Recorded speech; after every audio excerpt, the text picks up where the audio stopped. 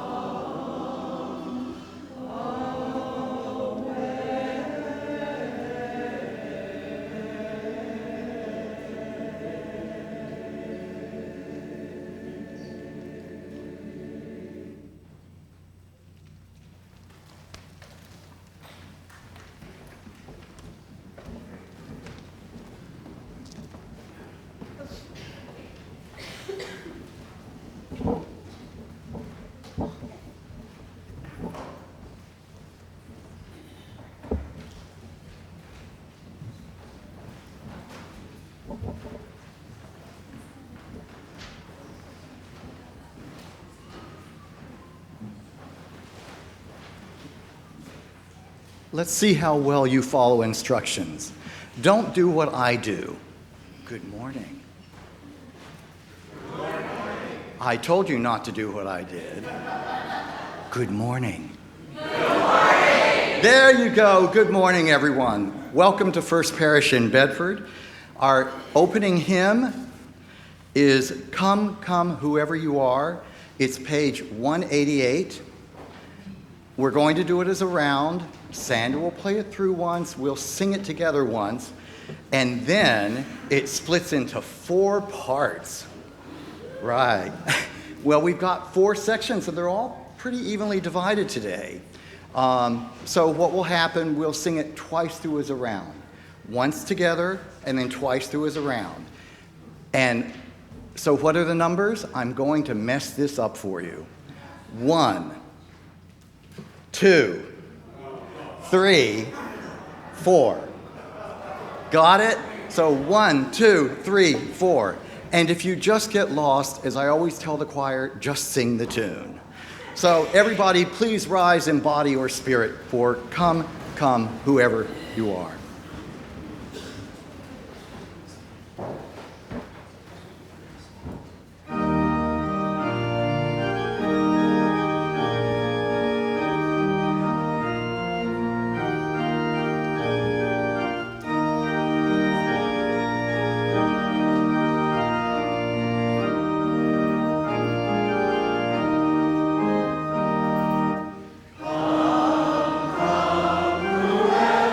You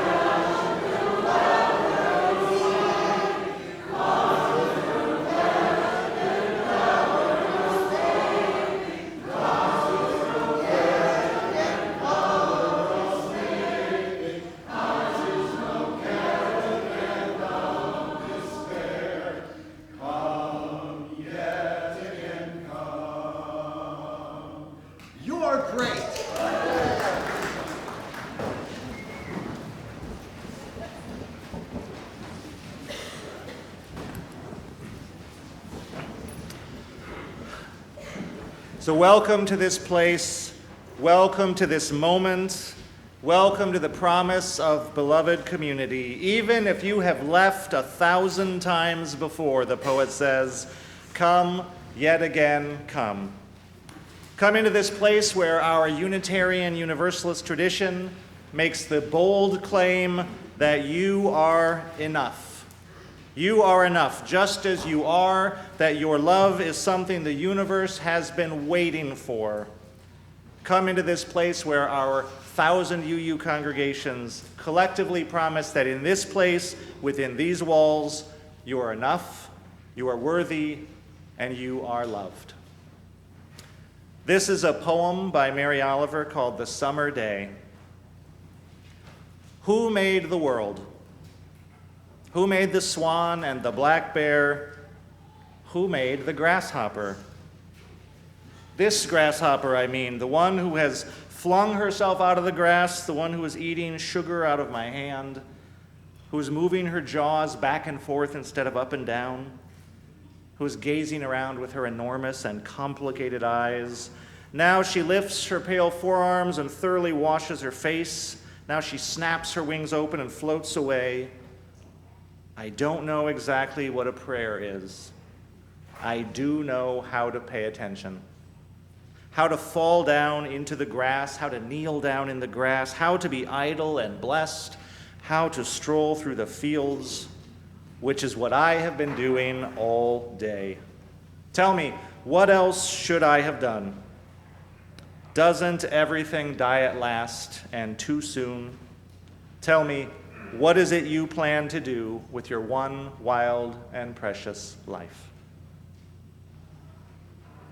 We light our chalice this morning, the symbol of Unitarian Universalism, in honor of this promise that we are enough, we are loved, and we are free, but we are not forever. So then, what will we do?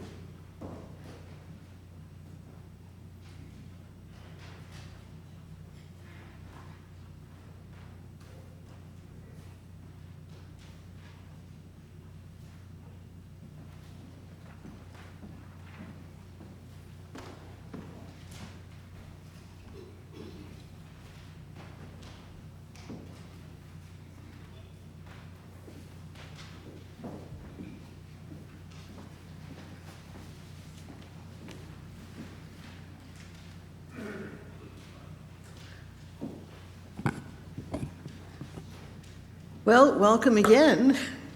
Good morning. I'm Marya Dantzer, today's worship associate.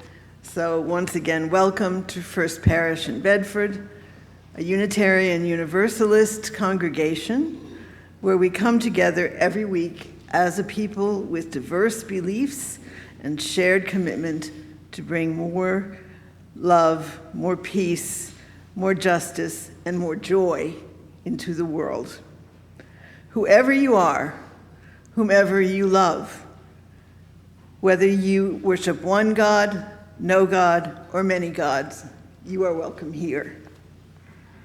I want to say a special welcome to all of our visitors this morning, in person and on Zoom. We're glad you're with us today. And on a personal note, please help me extend a special welcome to my friend and chosen sister for more than 5 decades, Lynn Kruss, who is visiting from Michigan as we celebrate our special birthday year. I am so happy and proud to introduce her to First Parish. Here in the sanctuary, you're invited to fill out a blue card you'll find at the end of the pew, which we call a connection card. And if you do that, you can give that to one of the ushers during the collection, and we will add your name to our mailing list so you can find out about all the good things that happen here. On Zoom, we'll put a link in the chat to a form that you can also fill out as your blue connection card virtually. Parents and caregivers of little ones, there is a nursery available downstairs for your convenience, but we are always delighted to have little ones here in the sanctuary as well. After the service, everyone is welcome to join us for coffee, tea, and fellowship in the common room, which you can reach through these doors on either side of the sanctuary. And we have a couple of announcements. There are some in your order of service, but here are some that are new and some that are a bit of a repeat. Our new Breeze Church database system will be rolling out to the congregation on Monday, tomorrow. Breeze replaces One Church as your new virtual church directory and as the place where you can manage your pledge and other personal information. We are having a special presentation to tell you more and show you the basics of Breeze at 11:45 here in the sanctuary and on Zoom. And more trainings will happen on Zoom throughout the week. Other announcements. Our second one is to thank everyone who participated in the Capital Campaign kickoff last weekend. The videos and PowerPoint from the 2 presentations with the consultant were sent out by email. Please check them out. There's also a lot of information about the Capital Campaign in this month's Parishioner, including a letter from Jamie, so please check that out as well. And finally, it's time to sign up for 6-month small group ministry. If you would like to join a group of other folks at First Parish for conversations on various topics, please see the Parish Biz email list to sign up or contact Reverend Annie for more information. These groups will meet once a month from November to April and discuss the monthly worship theme. You can indicate a preference for in-person or Zoom meetings when you sign up. The groups will have an option to continue meeting in the spring or to opt out of the group at that time. Give it a try. Whether you're new, been here years, have tried small group ministry, or even if you're already in a small group now. And now, if you will please rise in body or spirit, we will recite together our unison affirmation that we say every Sunday in both English and Spanish. The words are in your order of service and on the screen. Love is the spirit of this church, and service is its law. This is our great covenant, to dwell together in peace, to seek the truth in love, and to help one another. El amor es el espíritu de esta iglesia, y el servicio es su ley. Este es nuestro gran pacto, vivir juntos en paz, buscar la verdad en espíritu de amor y ayudarnos los unos a los otros.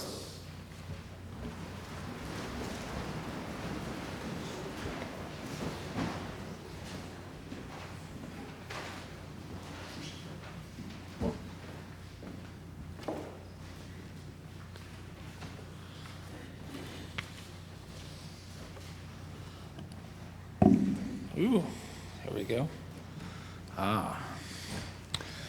A quick shout out to our kids and youth in the balcony. I don't think they get recognized enough, but let's give them a little wave. Woo! Thank you. As you could probably guess, I am going to tell you a story.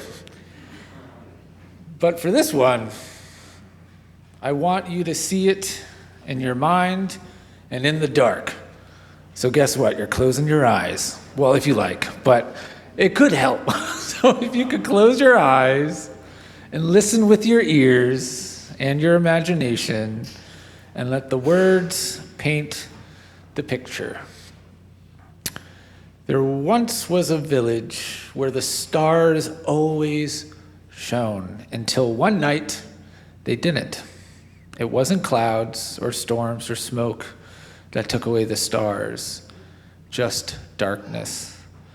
A heavy rolling dark that came without a sound, like a wool blanket flung over the world. No one knew why it had come or when it would leave. People lit every lamp they could find, but the darkness was different now. It swallowed the light unless it came from something very, very close by. Street lamps barely reached the ground. Porch lights made pools no bigger than your hand. You could see your fingers, your feet, but really nothing beyond that point. Everyone stayed inside. Even the bravest adults didn't step far without company. Everyone, that is, except Nico. Nico was small for their age, small enough to slip through the cracks, small enough that nobody noticed when they vanished out the door with a scarf tied tight, a backpack, and a lantern they had dug up from underneath the bed. And why? Because Nico had heard a story. A whisper between children that if you walk far enough beyond the square, past the fences, you could see the stars again. No one knew if it was true. Most didn't even believe it, but Nico carried it like a spark in their chest. They didn't have a plan, just the story and just a feeling. And at first, Nico stayed close to the fences and stone walls, feeling their way, counting steps. But the dark made even familiar places strange. The old footbridge groaned differently. The apple tree had claws, not branches. The fountain in the square whispered instead of splashed. Nico wanted to turn back. They even sat down and cried a little. There's no shame in that. Then they remembered the lantern, old, dusty, heavy in their hands. It wasn't much. It didn't shine like the sun, just a flickering light, barely enough to see the next few steps. But it was enough. Nico lifted it high and kept walking, one step after another. They found others in the dark, a neighbor on a porch swing holding a cup of cold tea, a boy curled up beneath a tree afraid to move, and to each one Nico held out the lantern. "Come with me," they said. "I can't see," said the others. "Me neither," said Nico, "but I can see a little, enough to keep going." They didn't know exactly where they were going, but the more they walked, the more lights appeared, tiny ones at first. Candles in windows, flashlights, even fireflies. The people they met, well, some carried their own lights, some didn't, but soon they were walking together. And together the dark didn't feel quite so heavy. Eventually someone shouted, "Look!" Up above they saw through the thick darkness a single star peeked out. Small, faint, but real. No one really cheered yet, but people breathed a little easier, and Nico just held up that lantern, still flickering, and continued to walk. Now, let us open our eyes, take a deep breath, and sing our children to their classes.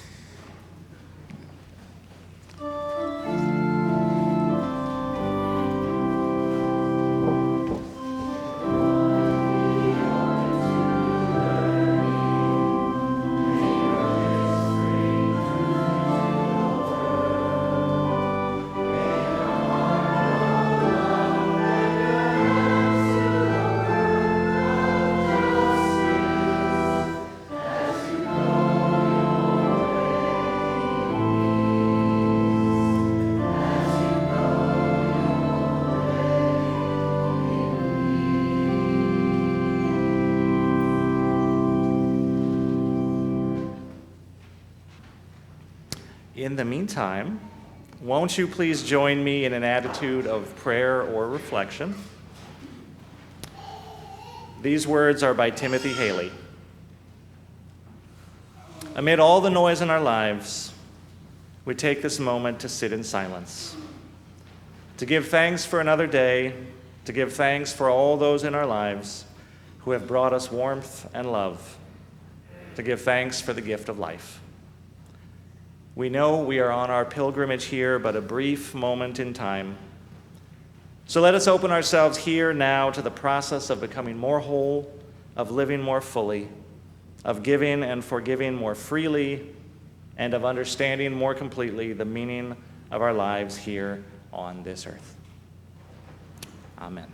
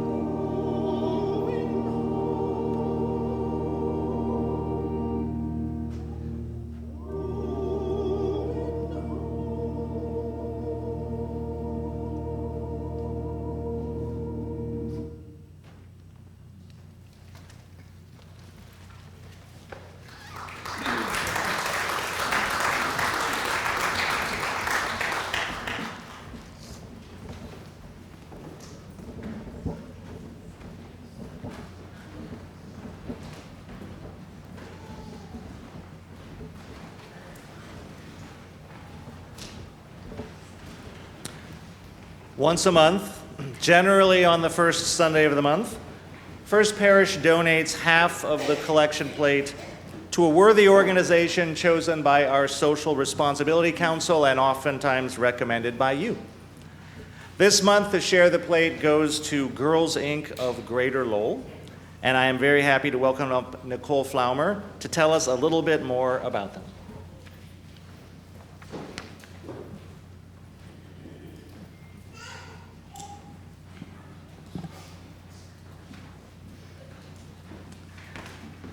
Good morning, First Parish family, and thank you so much. And thank you so much for having me today. I'm really honored to be here on behalf of Girls Inc. of Greater Lowell, which is an organization that has been proudly serving the Greater Lowell community for over 100 years. Our mission is simple, yet powerful. We try to inspire girls to be strong, smart, and bold. And that is easier said than done sometimes.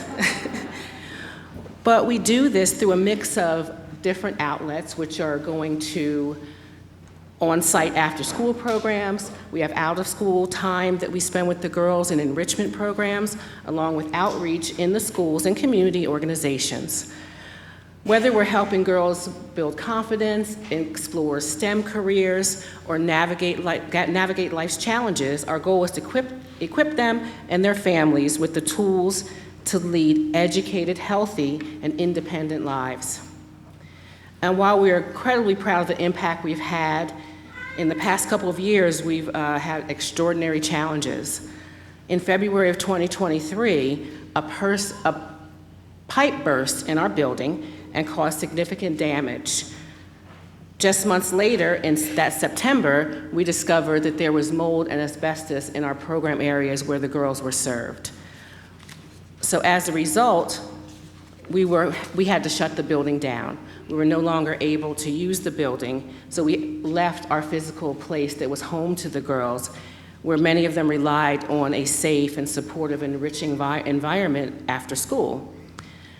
Since then, we have been hard at work. We've addressed the environmental hazards, secured funding to begin renovations, and started full-scale construction in December of 2024.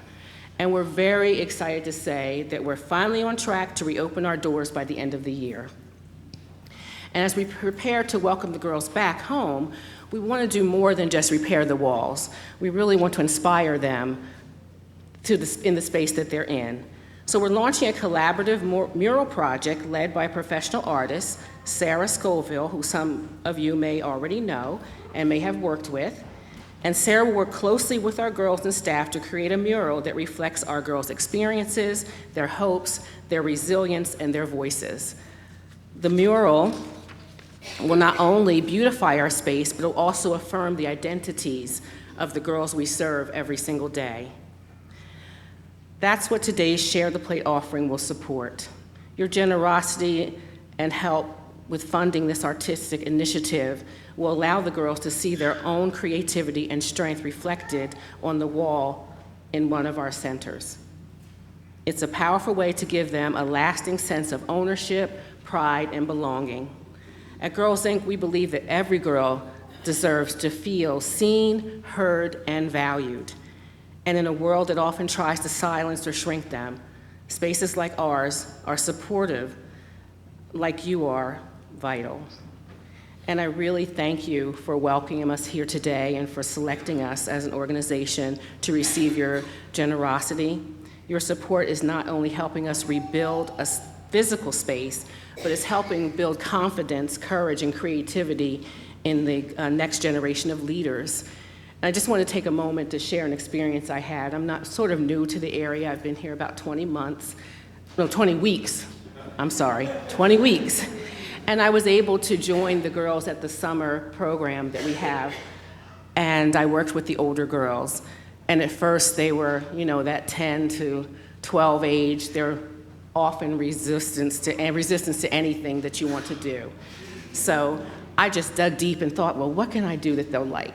So we had social emotional learning, and they were okay with that. But then we got to a point of what could they do to change things in the world? And although their scope isn't very large, they all centered on their neighborhood. And they decided that there were things in their neighborhood they didn't want. So I was able to track them through what they didn't like the most. And one of the biggest things, ironically, although it's not neighborhood related, was school lunches and the cleanliness of their neighborhood. So they wrote letters to Vana, one of our local representatives, and they were able to start a plan of what they could do to start with them. And that's really the heart of things, listening to all of our children, especially girls, make sure they have a voice and make sure that they know that they can have a change in the world. And again, we appreciate you so much, and thank you so much for having us. And I'm going to stay around for your fellowship time, so if you have any more questions about Girls Inc., I'd be happy to answer them.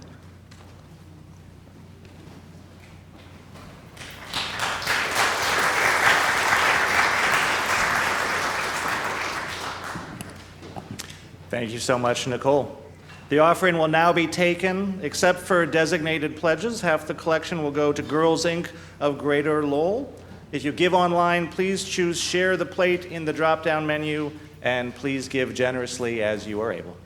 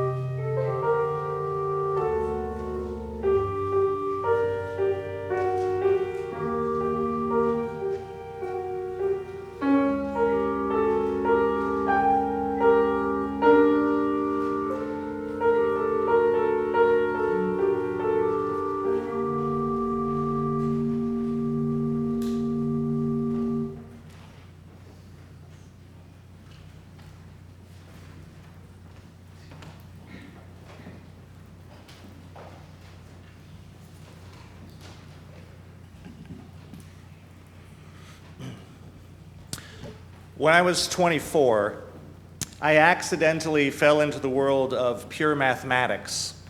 And for about 4 years, it took up a lot of my time and attention. I was actually a history and economics major in college, And as graduation approached, I had begun to seriously consider a career in economics, thinking maybe I would be a professor. But when I looked at the requirements for the PhD programs, I encountered a barrage of required math classes, none of which I had taken. So I took one, and I liked it, and I did pretty well.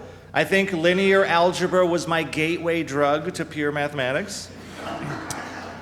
So I took another one, and I did pretty well there too. And I heard later that some of the math teachers were asking, who's this history student who's taking all the advanced math classes? Abstract math was opening up this whole world inside my brain. It was a bit like stepping through a portal into this universe I did not know existed. A universe of eternal mathematical objects with strange and often surprising behaviors. It was a universe I wanted to explore.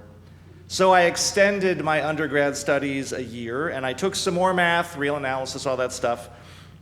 And then I decided to apply to be a graduate student in mathematics as a first step to this degree in economics.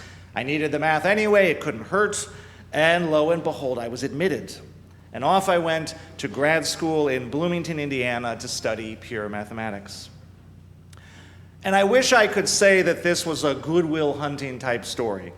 If you remember Good Will Hunting, right, from the 90s, Matt Damon is the school janitor. He solves these unsolvable math problems on the university chalkboard because it turns out he's a secret math genius. Well, this is not that kind of story.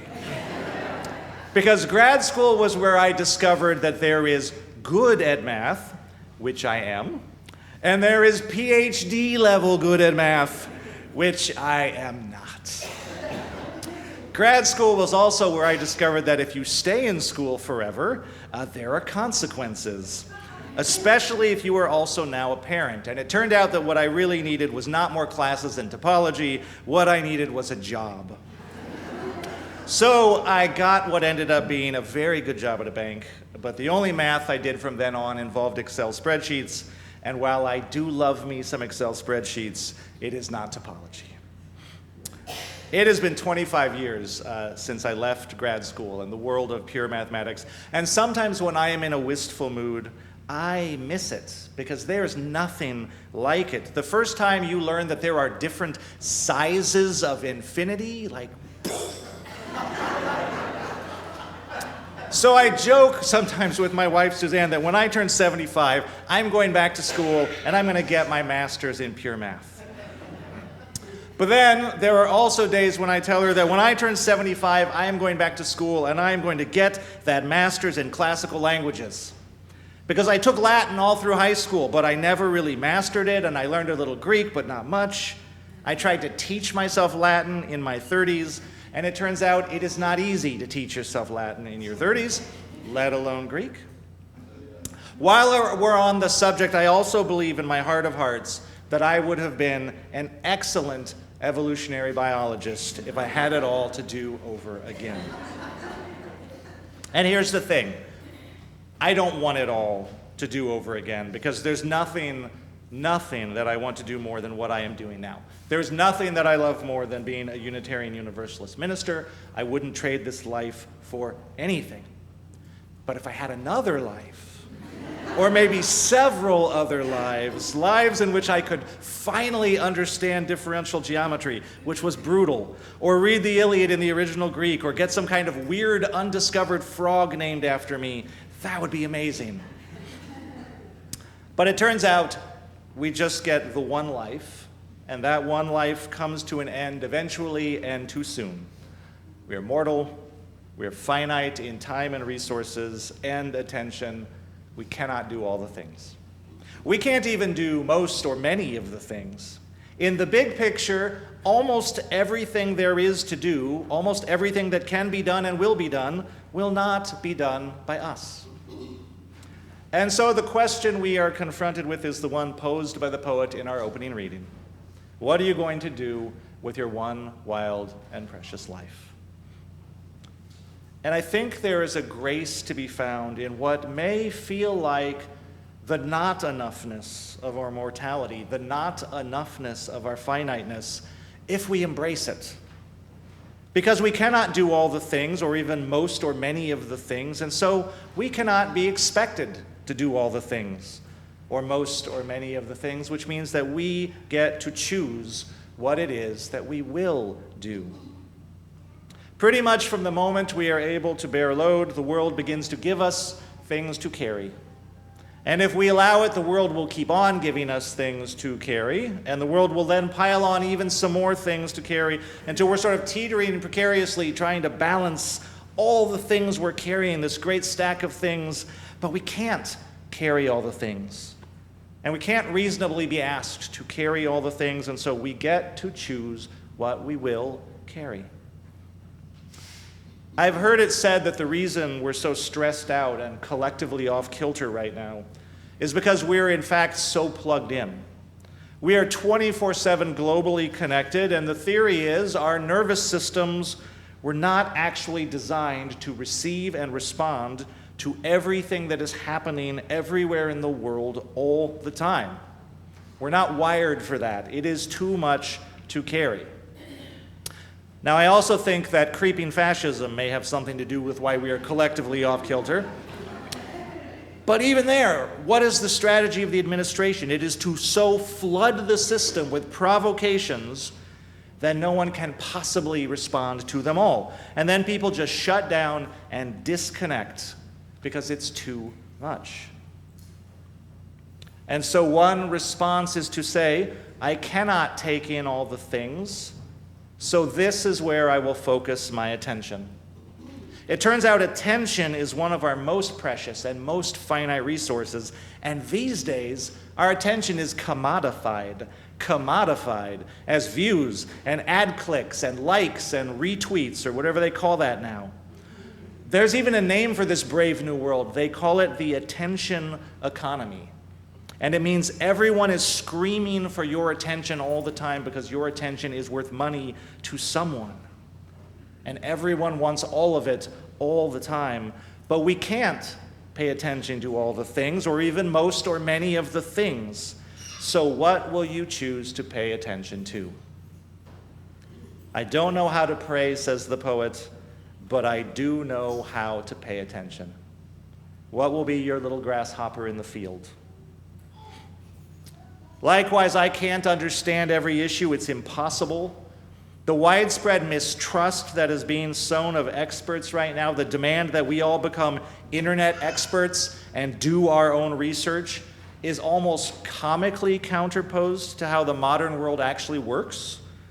We can't understand all the things, or even many or most things, so we absolutely rely on others to be experts. And it's true. We can and we should demand standards and safeguards.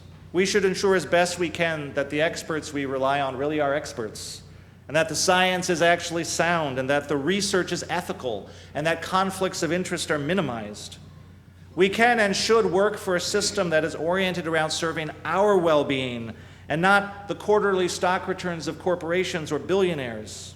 And there's plenty of work to do in that regard. But we are actually moving in the totally opposite direction, where the standards are being undermined and the safeguards are being slashed and distrust is being sown everywhere. And so we are all left to our own defenses, and that defense is to get really good at Googling and do your own research. What will you Google with your one wild and precious life? I don't think that is the right question. I don't think that's the right question. But what will you defend with your one wild and precious life? Because if the strategy of would-be autocracy is to attack, undermine, and destabilize all of our institutions simultaneously, the only defense is to not take the bait, because none of us can defend all the things. What is the thing you will defend? What is most precious to you? Doesn't have to be the thing that is most precious to anyone else. Doesn't have to be what I or anyone thinks is most important. Actually, doesn't even have to be the thing that you think is most important. And my advice is, don't spin your wheels endlessly trying to decide what's really important. Just ask, what do you love? What captures your imagination? What gives you energy? And where can you make a difference? And then do that. We can't do all the things. We can't be asked to do all the things. But if we embrace our finiteness as a kind of grace, then wisdom says, choose the things you will carry and carry only what you can. Choose what you will attend to. Choose what you will understand. Choose what you will defend. And then trust that it will be enough.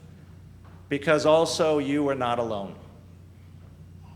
In Nate's story today, each person carries a small flicker of light, just enough to light the way a bit further, just enough to illuminate a few steps through the dark. And so we carry the light forward as best we can, and we offer our light to others, and they offer their light to us in turn. And together we make it to a place where we can see the stars again. And if it's just one star, then we keep moving forward. The flip side of our finiteness is our need for each other. The American cult of individualism is so contrary to how actual people and actual communities live and grow and prosper, because the chief fact of our social existence is cooperation and collaboration and people caring for one another. We're interdependent beings.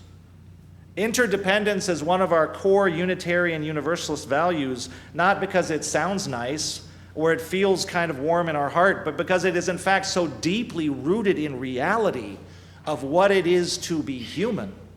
It's our core value because it is real. It's not arbitrary, it's essential. We need each other. We are bound to each other, and our fates are bound together. And so Unitarian Universalism says we're going to have to learn to love each other better than this, because we're all in this together. And here too, we can't express our love for the world in all the ways. We have our little piece of the world that we can care for, that we can be in authentic relationship with, that we can bestow kindness upon, and we get to choose. How will we love with our one wild and precious life? What form will our love take? Because it can't take all the forms. So maybe today it looks like a kind word. Maybe it looks like going to the memorial service. Maybe it looks like bringing a meal to a friend. Maybe it looks like going to the protest, but maybe it looks like not going to the protest, because today you're bringing a meal to a friend. Maybe it looks like nurturing the recesses of your own heart so that hope stays alive, so that kindness and love stay alive. Maybe it looks like throwing more beauty out into the world, because the world so needs beauty. How will you love with your one wild and precious life? It may feel like in the face of the enormity of the world's challenges, our love can never be enough. But it is what we have. And if we love the world as best we can, and if we love one another as best we can, we will have done our part, and we will have done all that can be asked of us. And the great hope and the great promise of our faith is precisely this: love the world as best you can. It is enough. Would you please rise in body or spirit for our closing hymn, number 128, For All That Is Our Life.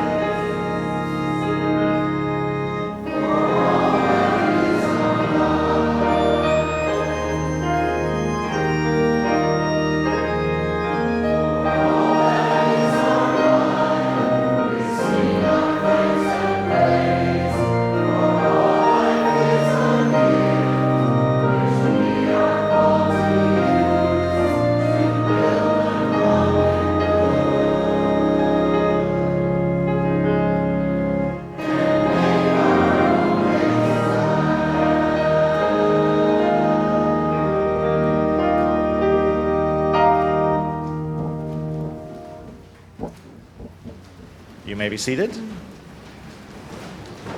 Our closing words are by Catherine Mosby. Deliver me to myself, that I may stop fretting the hours in vain, looking for what's lacking always elsewhere and otherwise. Let befall me the peace which drops like wind, suddenly between even the slightest folds of a linnet's wing, between shadow and sky, the hush like the intervals of quiet between questions, between the calls of crickets, the sorrows of one season's and the next. Let befall me the peace which drops like the wind, swift and sure and sharp as grace. And now we extinguish the flame of our chalice, but not the light of understanding, the warmth of compassion, or the fire of commitment. Let us hold those in our hearts until we meet again. Go in peace.